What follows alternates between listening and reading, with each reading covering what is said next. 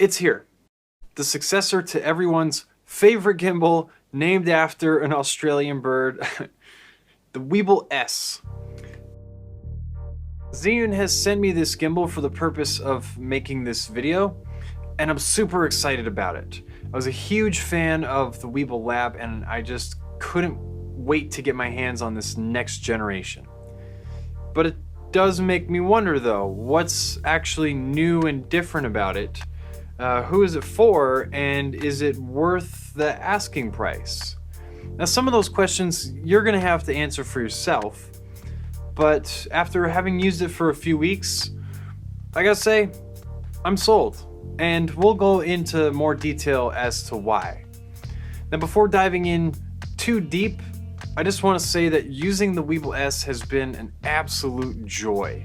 Some of my favorite features are back, like the compact form factor and the 2-in-1 quick release plate, but there's a lot of very small but crucial changes that mean the whole world.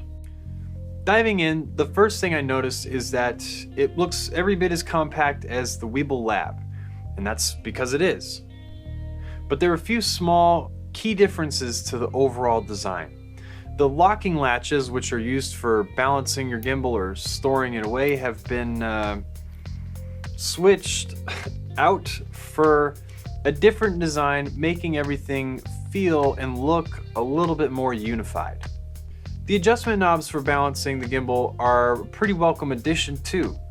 It's been much easier to untighten, adjust, and then retighten than it was with the WEEBILL LAB. So when I first attempted to balance my Sony a7 III in Tamron 28-75 lens, the difference was obvious.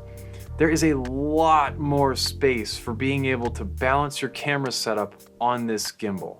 Not only that, with this setup, I even have space left over, which I found really helpful for being able to attach things like filters on the front of my lens. I even went a little bit crazy and slapped on an anamorphic adapter to the front of this thing because why the heck not? In the description, I'll leave for you guys a camera and lens combination compatibility list for you guys to check out, just in case you're curious about your own setup and if it's compatible with this WEEBILL S. Turning the thing on, I can immediately feel the extra power and torque of the motors. It's a little bit hard to describe, but if you get your hands on one and test it out, you'll see what I mean. Heading over to adjust the motor strength, there's this surprise feature called auto tune. Or at least it's a surprise to me. I didn't know this was gonna be a feature. Typically, you would just set the motor strength in your gimbal to low, medium, or high. Instead, auto tune tries to optimize the strength and power of each axis separately, which should lead to steadier footage and possibly better battery life. One other surprise feature is that you can change a bunch of gimbal settings directly on the gimbal itself, whereas before you would have to download and connect to the ZY Play app. This makes it really handy for quick setup or when you're using an external monitor and simply don't need the app. Now, I've been testing two different setups, my Sony a7 III with Tamron 28-75 lens and my Zcam E2 with Mica Cine lenses. Both of these camera setups balance perfectly on the WEEBILL S, whereas with the WEEBILL LAB, they didn't work. For the Zcam setup, I've also been testing the zoom/focus motor, and I really like it. Focus is accurate and fast, it's pretty smooth to use the wheel, and overall, I'm rather satisfied with the response. For my Sony camera, connecting via the included cable controls zoom while maintaining in-body stabilization. So far, shooting with the gimbal has been a great experience. Everything has been very smooth, fast, responsive, and I haven't noticed any sort of stuttering or vibration in my footage, unless it was kind of just my own fault. You know, like bad technique or whatever. This WEEBILL S has about every shooting mode imaginable, and all of the modes work as expected. Combining lock mode with the follow mode trigger remains a favorite feature of mine on these WEEBILL gimbals. One mode that feels very improved is the go mode. Because of the extra motor strength and motor torque, things are much more responsive on this mode than they were before. Now this is great for following fast action, but I really like it for whip transitions, which is where you would whip out from one scene and into another, cut the two together, and bam, you got some magic.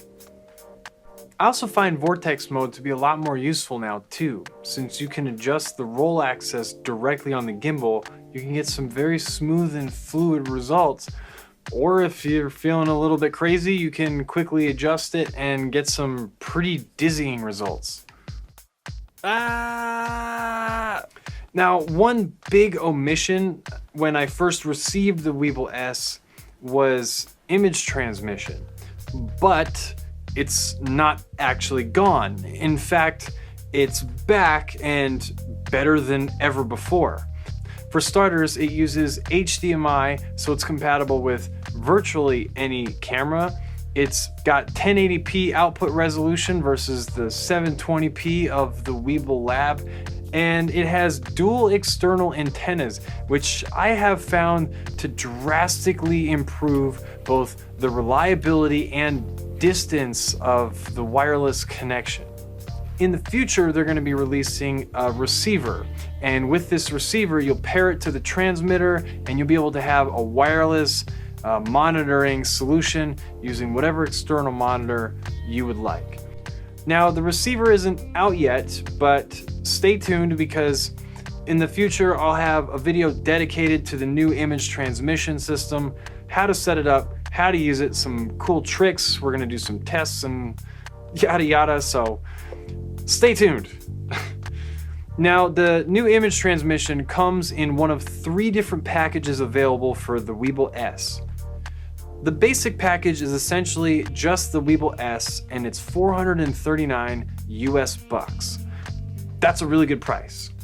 So then there's the Zoom/Focus Pro package, and that's $519 US. That of course includes a zoom and focus module that you can use to control your camera's zoom, or even manual focus, or control the aperture of a manual lens. Then there's the big kahuna, the image transmission package. This comes with the gimbal itself, the external motor, the phone holder, and of course the image transmission module. And it comes with just about every kind of HDMI cable. There's even a wireless remote coming soon too, which has wireless motion controls, which looks kind of neat. Can't wait to test that out. Stay tuned for that, because there's a video coming on it. So who is this thing for? Who should be buying this thing? Well, if you have the WEEBILL LAB, that's still a great gimbal. But if you find yourself reaching the limits on compatible camera and lens combinations, then the WEEBILL S is a great upgrade. For everyone else who's either looking for their first professional gimbal or maybe considering switching from one of the other guys, the WEEBILL S, there's just a lot to love. And it has some really cool features that I just haven't seen anyone else offer before. Is it worth the price that Zhiyun is asking? I'll let you guys be the judge of that. But that's it for today. So thank you guys for watching. Thumbs up if you liked the video, and don't forget to subscribe to the channel because we have a whole number of videos coming on the WEEBILL S, some of the new accessories, how to use all of this stuff, some shooting tips, etc. We could go on and on. So subscribe and stay tuned for that stuff.